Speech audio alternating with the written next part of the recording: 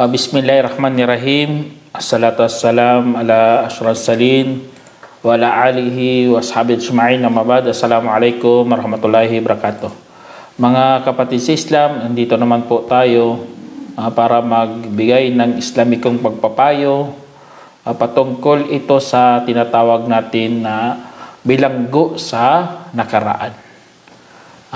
Kaya po mga kapatid sa Islam, hindi tayo hinihikayat ng Islam na magkakamali o kaya magkakasala.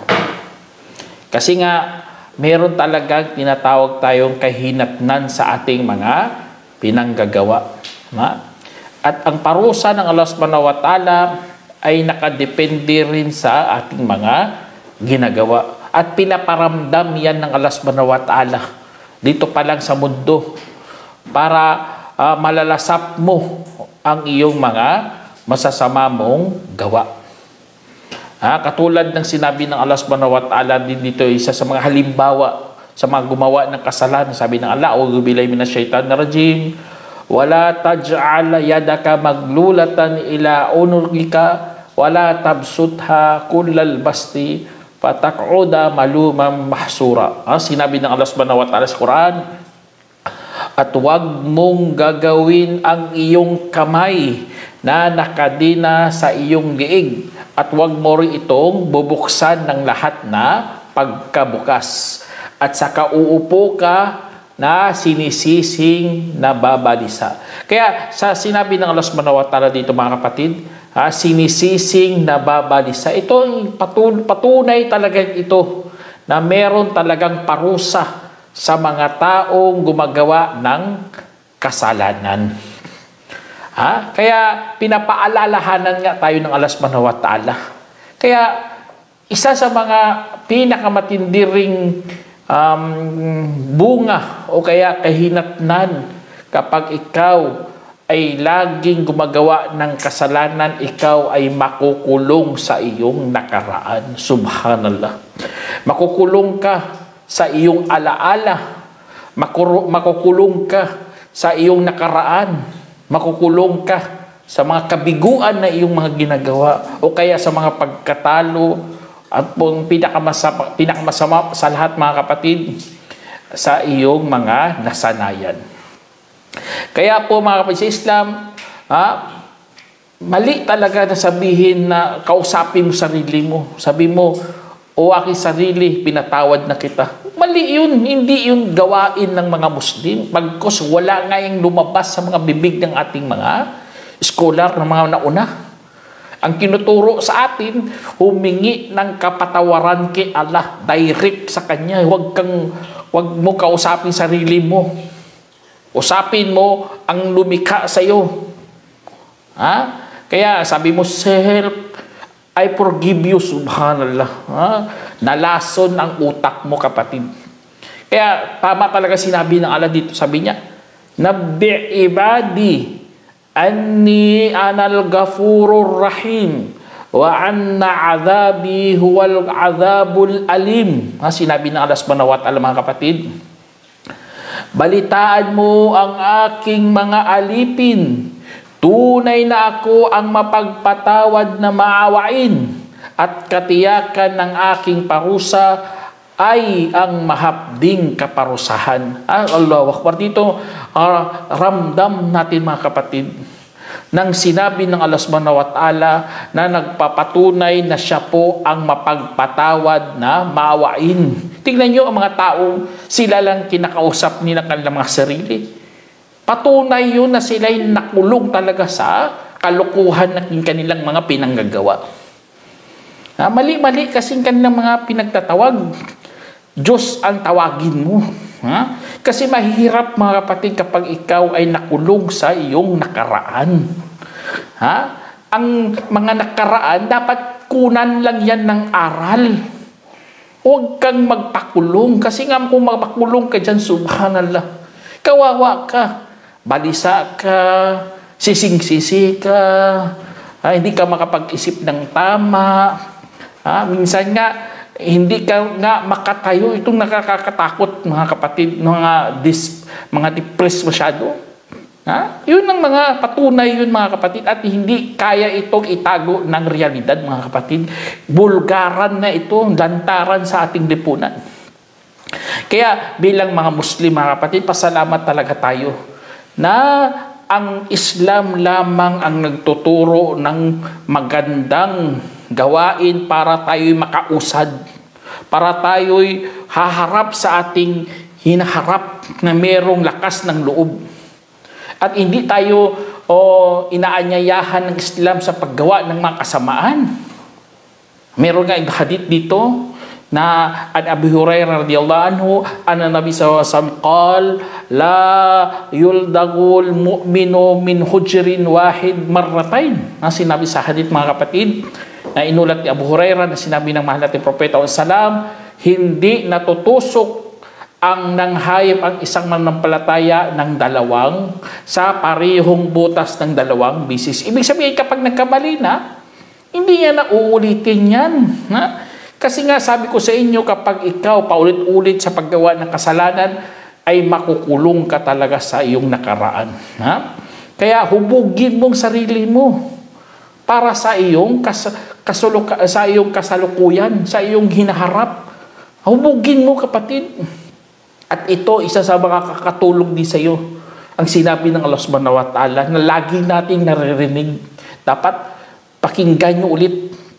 Magmuni-muna tayo ulit kasi lagi natin itong binabanggit mga kapatid. Sabi ng Allah subhanahu wa ta'ala, Ya ayyuhalladhina amanu taqullaha wal tandur nafsum ma qaddamat ligad wattaqullaha innallaha khabirum bima ta'malun wa la takunu kalladhina nasullaha fa ansahum anfusahum ulaika humul fasiqun. Sinabi ng Allah subhanahu wa ta'ala, O mga yaong sumampalataya, katakutan ninyo si Allah at dapat rin ninyong titignan ang inyong sarili, ang anumang kanyang nagawa para sa kinabukasan. Subhanallah, itong word na ito mga kapatid, titignan ng sarili ang anumang kanyang nagawa para sa kinabukasan.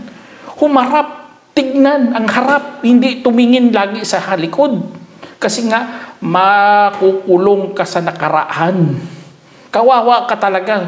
Kaya itong pagsabi ng Allah subhanahu wa ta'ala dito mga kapatid, doon tayo makakuha talaga ng idea dito na hubugin mo ang iyong sarili para sa kinabukasan. Yun ang tinutukoy ng araw ng paghukom. Na meron tayong dapat pupuntahan. Dapat move on ka. Kaya katakutan si Allah Ang mga walang takot kay Allah subhanahu wa ta'ala, magbukmuk talaga sa iyang kanilang mga kwarto. Kaya bilang mga Muslim mga kapatid, kapag ikaw nakulong sa nakaraan mo, matakot ka kay Allah. At ang isipin mo, si Allah ang nakakabatid sa anumang ating mga pinanggagawa. Kasi nga, ang mga tao na ito mga kapatid, ang mga nakulong sa nakaraan, nakalimot kay Allah. Dapat palalahanan ulit. Kasi nga kapag kinalimutan mo si Allah ng pasadya, kakalimutan ka rin ng Allah subhanahu wa ta'ala. Subhanallah. Tapos ituturing ka pang kasali sa mga suwail, sa mga sutil. Kasi nga bakit mo kinalimutan si Allah subhanahu wa ta'ala? Kaya kung bilanggo ka mga kapatid, tingnan nyo, ang problema, subhanallah, alam na alam niya Kaya niyang sagutin ng sino. Kaya niyang sagutin bakit. Kaya niyang sagutin paano. Kaya rin sagutin ang kailan. Lahat yun kaya niyang bigyan ng lutas. Ang problema, itong pinaka-problema sa lahat, ang tinatawag na what if. Doon pala siya makukulong, subhanallah. Hindi niya mabigyan ng solusyon. Dapat kasi kapag may nagtanong na ng ano, sino, kailan, paano, dapat solusyon ka agad dyan ang isasagot. Anong gagawin? Kung nakulong ka sa what if, sana ganun, subhanallah, kawawang gilalang ka. Kasi nga, nakulong ka sa nakaraan. Hindi dapat sirain ng nakaraan ang ating kinabukasan, mga kapatid. Tandaan nyo yan. Hindi pwede yan. Dapat kunan mo yan ng leksyon para magamit mo sa iyong hinaharap. Kaya si Omar bin Khattab radiyallahu anhu, mga kapatid, napakaganda magpayo talaga. Yung mga nauna sa atin, napakaganda magpayo. Sabi niya, hasibu anfusakum qabla an tuhasabu, wazinu a'malakum qabla an tuzanu alaykum, wa tazayyanu lil ardil akbar, yawma idin tu'raduna la takhfa minkum khafiya, innama yakhaf al-hisab yawm al-qiyamah ala man hasaba nafsahu fid dunya. Sa isa sa mga pinakamagandang payo ni Omar bin Khattab radiyallahu anhu, sabi niya, kwentahin ninyo ang inyong mga sarili bago pa kayo kukwentahin. At timbangin ninyo ang inyong mga gawa bago pa titimbangin ito laban sa inyo. At palamutian ninyo ang inyong mga sarili para sa pinakadakilang araw, pinakadakilang paglalahad. Sinabi ng Allah, sa araw na yaon, kayo ay iharap na walang maitago mula sa inyo ang mga taga-kubli. At tanging natatakot sa kwentahan sa araw ng pagkabangon ang sinumang nagkwenta sa kanyang sarili sa mundo. Kaya dito sa ng mga kapatid, dapat marunong ka talagang mag-isip-isip, magmuni-muni, na dapat kwentahin mo na mga sarili mo. Hindi ibig sabihin nyo na makulong ka lang sa nakaraan. Dapat iniisip mo ang araw na paghuhukom. Tingnan nyo yung iba, mga kapatid, naloko na eh. Ang iba, problema, dumami ang mga mapagsamantala. Dumami ang mga naguhot-hot ng mga pera. Bakit ano nangyari, mga kapatid? Kasi nga maraming nakulong sa nakaraan. Paano sila nahuthot ng pera? Paano sila pinagsamantala? Kasi nga, mayroong namatay sa kanyang mahal sa buhay. Anong nangyari sa kanya? Gusto niya kausapin, subhanallah, anong nangyari sa kanya? Nakulong yun sa nakaraan. Gusto niya kausapin, kaya naghahanap siya ng mga marunong makipag-usap sa mga patay. Hindi niya alam, wala yan sa Islam. Bagkus, niloloko nga yan siya ng mga mapagsamantala, sa mga manghuhot-hot ng mga pera. Kaya pupunta siya doon sa manghuhula, pupunta siya sa mga marunong sa espiritu, hindi niya alam, pera niya nauubos na pala. Kasi nga, gusto niya kausapin lang ang mahal niya sa buhay. Kaya yun ang masamang epekto, mga kapatid. Kapag ikaw nakulong ka sa nakaraan. At ito pa, mga kapatid, ang sinabi ko sa inyo, what if nakulong ka rin sa nakaraan? Alam nyo, mayroong hadith nga dito, napakalinaw talagang katuruan ng Islam. Sinabi ng natin Propeta Salam, at kapag dinatnan ka ng isang pangyayari, ay huwag mong sasabihin kung ginawa ko iyon ay marahil naging ganito. Subalit sabihin mo, pagtatakda ng Allah, Allahu Akbar, qadarullah. At ang anumang kanyang nanaisin ay kanyang gawin. Yun lang pala, mga kapatid. Yun palang sasabihin natin. Qadarullah. Pagtatakda yan ng Allah. Kasi kadugtong sa hadith, dahil ang salitang kung ay talagang nagbubukas ng gawain ni Satanas. Isinalaysay ni Muslim. Ito palang dahilan, mga kapatid. Kapag ikaw nakulong doon sa nakaraan mo, dahil sa salita mo lang kung what if na yan sa English pa, ay nabuksan mo ang gawain ng Satanas. Natalab naman natin, mga kapatid, kapag ikaw gumagaya kay Satanas, ang mangyari sa'yo ay papunta ka rin ng hell. Kaya huwag kayong magpakulong sa nakaraan. Habang may buhay, ay may pag-asa. Kaya gumawa ka ng matalinong paraan para makatakas ka sa nakaraan. Allahu Akbar. May pag-asa, may pagkakataon. Katulad ng sinabi ng Allah dito, may yattaqillah yaj'al lahu makhraja wa yarzuqhu min haythu la yahtasib. Ang sinabi ng Allah Subhanahu wa Ta'ala bilang turo niya sa atin, bilang gusto ng makalabas sa nakaraan. Sinabi ng Allah, ang sino mang natatakot kay Allah ay gagawan para sa kanya ng labasan at bibiyayaan siya ng kung saan hindi niya inaasahan. Allahu Akbar. Tingnan niyo, ganun na ganun si Allah subhanahu wa ta'ala. Basta sumunod ka lang at may takot kay Allah subhanahu wa ta'ala, bibigyan ka ng labasan. Kaya hindi makakapaghakbang sa pagbabago o pag-uudlad kasi nga bilanggo sa nakaraan. Huwag mong isipin na lalago ka, uunlad ang buhay mo, kung ikaw, iniisip mo ang nakaraan mo. Mali. Dapat kunan mo lang yan ng aral. Kasi nga, tapos na yan eh. Ano pang gagawin mo? Nangyari na eh, past tense na yun. Ang buhay, mga kapatid, ay mayroong wakas. Matatapos to. At makikita mo yan sa iyong harapan, hindi sa iyong likuran. Subhanallah. Kapag ikaw bilanggo ka na nga sa mundo, bilanggo ka pa sa nakaraan mo, ay talagang maliligaw ka talaga, kapatid. Kaya sa Islam, kapag mayroon tayong mga problema, magsabi lang tayo, inna lillahi wa inna ilayhi raji'un. Allahu Akbar. Ang inna lillahi wa inna ilayhi raji'un, mga kapatid. Nagkamali pa nga dyan ng nagsalin. Sabi nila, katotohanan mula tayo kay Allah. Sa totoo lang, hindi ganun ang pagsalin dyan. Ang katotoo, sabihin mo, katiyakan tayo'y pagmamayari o pag-aari ni Allah at sa Kanya rin tayo manunumbalik. Yun ang angkop sa word na inna lillah. Pagmamayari. Lahat tayo pagmamayari ni Allah. Kaya kung gusto tayong kukunin ng Allah, manunumbalik talaga tayo dun sa Kanya. Kaya mga kapatid sa Islam, lahat ng mga problema, ganun ang sasabihin mo. Talagang makakalabas ka sa iyong mga pinagdadaanan. At hindi ka makulong sa iyong mga nakaraan.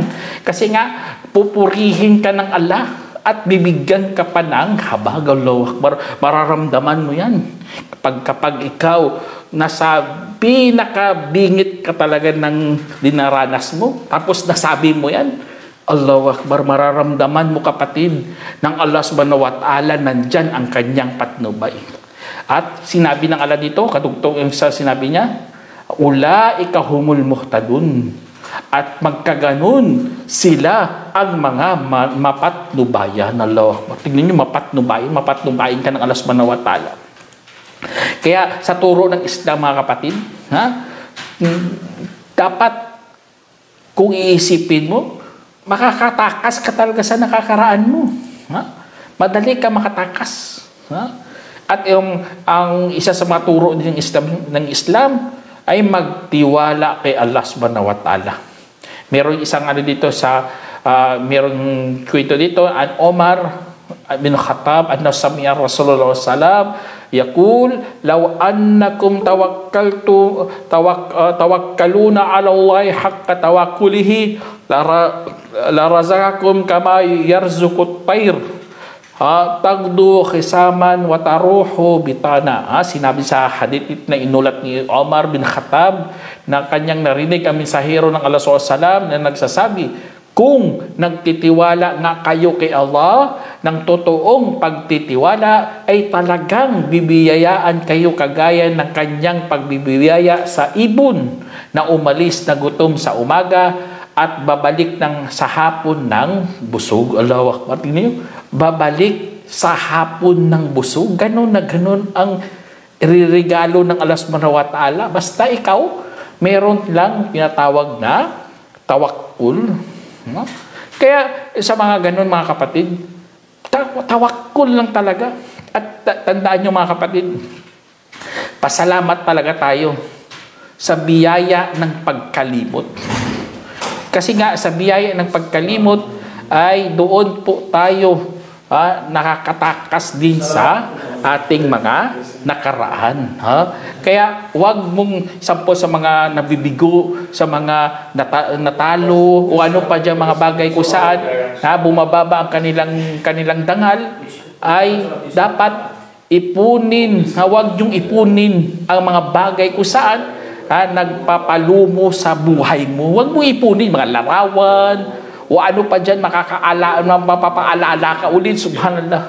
Kasi yung pinagkalooban na nga tayo ng biyaya ng pagkalimot, tapos babalik mo pa yan.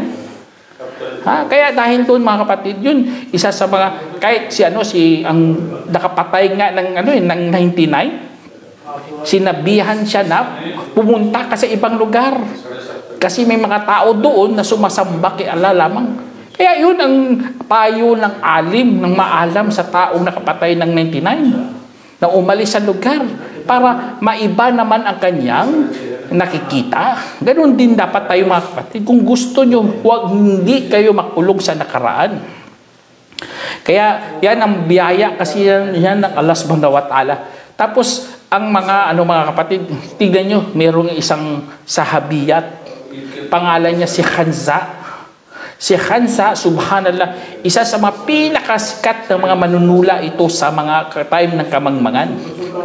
Sa time na namatay ang kanyang dalawang kapatid, umiyak siya ng umiyak mga kapatid, at saka gumawa ng tula na kayang paiyakin din ang ibang mga tao. Subhanallah, ganun kalakas ang kanyang tula. Kaya sumikat to si Khansa kasi kanyang mga tula pagluluksa. Sa time na nag-Muslim siya mga kapatid, subhanallah, ang kanyang pag-iiba, kanyang pagbabago ay parang parang baliktaran talaga, subhanallah. Nagiging iba siya kaysa sa time ng kamangmangan. Sa time ng digmaan sa Kadisiya, sa time ng digmaan, kanyang mga anak naging martir, mga kapatid, naging martir, 4 anak siya. Alam niyo anong sinabi niya lang? Hindi katulad ng dati. Siya kasi dati, nakulong talaga sa nakaraan niya. Umiyak nang siyang umiyak at pinaiyak niya rin iba gamit ng kanyang tula. Pero sa time na nag-Muslim, ibang sinabi niya. Sabi niya, Alhamdulillahilladzi syarrafani biistishhadihim wa inni as'alullaha an yajma'ani ma'ahum fi mustaqarri rahmatihi. Subhanallah, sabi niya dito, kapurihan ay para kay Allah ang nagyaong nagparangal sa akin dahil sa kanilang pagiging martir, at katiyakan ako humihingi kay Allah na titipunin niya ako kasama nila sa lugar ng kanyang habag. Subhanallah, tingnan niyo, ganun ang sinabi niya. Nag-iba ang babae na ito si Khansa sa time na nag-Muslim siya. Hindi na siya nagpakulong sa nakaraan. Kasi nga, alam niya sa hinaharap, meron pang paraiso si Allah subhanahu wa ta'ala. Meron pang habag na nag-aabang lang. Kaya ganun dapat mga Muslim. Iniisip niya si Allah subhanahu wa ta'ala. Iniisip niya kabilang buhay. Na dapat abutin niya muna yun bago mahuli pa ang lahat. Allahu Akbar. Kaya hindi siya nakukuha ng humpay sa lungkot, mga kapatid. Hindi siya nalulungkot. Alam naman natin, tayo nalulungkot, pero dapat past tense yun. Nalungkot, hindi nalulungkot. Subhanallah. Iba kasi nalungkot at nalulungkot. Tapos na yun eh. Bakit mo pa yung kinalulungkutan? Kaya tignan nyo sa sinabi ng Allah subhanahu wa ta'ala. Makakuha tayo ng leksyon dito sa sinabi ng Allah. Sabi niya, Bala, man aslama wajhahu lillahi wa huwa muhsin, falahu ajruhu inda rabbihi wala khawfun alaihim wala hum yahzanun. Sinabi ng Allah, pagkus ang sino mang isinuko ang kanyang mukha para sa Allah habang siya'y nagpapakabuti, kung gayon ay mapasa kanya ang gantimpala niya sa piling ng kanyang Panginoon at wala silang katatakutan at hindi sila malulungkot. Subhanallah. Ganun ang mga manampalataya. Walang problema kung malungkot ka. Pero dapat mayroong tuldok, mayroong katapusan. Hindi hanggang bukas magluluksa ka pa, malulungkot ka pa. Babae nga kapag ang babae namatayan ng asawa, binibigyan din ng hangganan ang kanyang pagluluksa. 4 na buwan at 10 araw, yun lang. Kung sumubra dyan, bawal na yun, haram na yun. O kaya ang pamilya, sampol, kapatid mo, 3 araw lang yung binibigay. Hindi ka pwede lumagpas. Kasi hindi tayo dapat makulong sa nakaraan. Yun ang purpose doon, mga kapatid. Huwag kang magpakulong sa dilim ng iyong emosyon na sugat. Kasi dulot yan ng mga nakaraan mong karanasan. Kaya huwag kang maging tanga kung word na yun. Huwag kang maging tanga sa iyong nakaraan. Kasi kapag ikaw tanga, maraming mapapahamak, lalo na iyong sarili. Kaya kung ikaw tumugon lang kay Allah subhanahu wa ta'ala, ay magiging magalak ka, kapatid. Mga tumutugon kay Allah subhanahu wa ta'ala, ay insyaallah, madali silang makakakita ng kagandahan, lalo na sa Islam. At ang mga tingnan nyo, mga nabilanggo sa kanilang nakaraan, mga kapatid, galit at hinanakit nasa kanila pa.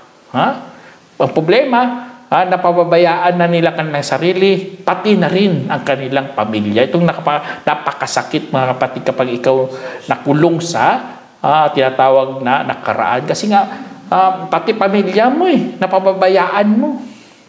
At alam naman natin, mga kapatid, kasalanan yun. Sabi sa hadith, kafa bil mar'i ithman an yudayya man ya'ul. Sinabi din sa hadith na sinabi ni Abdullah bin Amro radiyallahu anhu, na aking narinig ang mensahero sallallahu alaihi wasallam, sapat na bilang kasalanan para sa isang tao na pababayaan ang kanyang sinusuportahan. Ay sinalaysay ni Nasai at ginawang hasan ni Gayri ni Albani. Kaya sa hadith niya, mga kapatid, huwag nating yan. Huwag kang magpakulo kasi pati anak mo, hindi ka na magtatrabaho, magluluksa ka na lang, hindi ka nakakain, hindi ka na tutulog, subhanallah. Depressed ka na. Hindi mo na magagampanan ng maayos ang iyong kasalukuyan. Lalo na kasalukuyan natin, mga kapatid, marami pang hamon yan. Dapat kumapit ka sa Islam. Dapat huwag kang kumapit sa iyong mga kasalanan. O kaya mga karanasan na nasugatan ka. Kaya ang mga kapatid, lalo na mga masamang mga nasanayan, mga kapatid, ang iba kasi okay na, nakakaano na. Pero ang iba, bilanggo pa rin. Saan? Sa mga masamang nasanayan. Itong pinakamasakit sa lahat, mga tradisyon, kahit mali-mali na, kahit bid'an na, hindi pa nila kayang ibitaw-bitawan. Kasi bilanggo sila sa mga ganitong mga gawain. Lalo na mga Arabs dati. Ang mga Arabs, pinapatay nilang kanilang mga anak na babae. Subhanallah. Sa panahon natin, nag-iba na naman, pinapatay nila sa loob na ng sinapupunan. Kasi dati, dapat palabasin. Ngayon, iba na, subhanallah. Mas lalo pang kung isip-isipin mo, mas karumal-dumal sa panahon natin. Kaya, huwag kang gumawa o kaya huwag kang gumuhit ng masama o kaya lamat sa iyong sarili. Kasi maiiwanan yan at ikaw mismo ang kawawa. Kaya, mga kapatid sa Islam, ang mahal natin Propeta Salam ngayon, nalungkot din. Totoo lang, nalulungkot siya. Katulad sa pagkamatay ng kanyang anak na si Ibrahim. Tapos ang kanyang sinabi, mga kapatid, doon tayo kukuha ng lakas ng loob. Sa totoo lang, sabi ng Propeta Salam, katotohanan, ang mata ay lumuluha. Ang puso ay nalulungkot. Subalit, hindi tayo dapat magsasalita bukod lamang sa ikakalulugod ng ating Panginoon. Allahu Akbar. Katiyakan, ang paglisan mo, o Ibrahim, ay talagang nakakalungkot. Subhanallah. Ganitong sinabi ng mahal nating Propeta Salam. Nalungkot siya, pero hindi siya nagpakulong sa kanyang lungkot. Hindi siya pinigilan sa paggawa ng kabutihan. Kasi kapag pag nagluksa umal natin Prophet Salam, marami talagang mapapahamak mga kapatid. Alhamdulillah ang ating huwaran ay ganun ang sinabi lang. Huwag tayong dapat magsalita maliban na lang sa ikakalugod ng ating Panginoon. Ganun mga kapatid, ang isa sa mga nakakatulong bilang Muslim sa mga ganitong mga paksa. Inshallah, sana meron kayong napulot ang aral mga kapatid. Hanggang dito na lang. Assalamualaikum warahmatullahi wabarakatuh.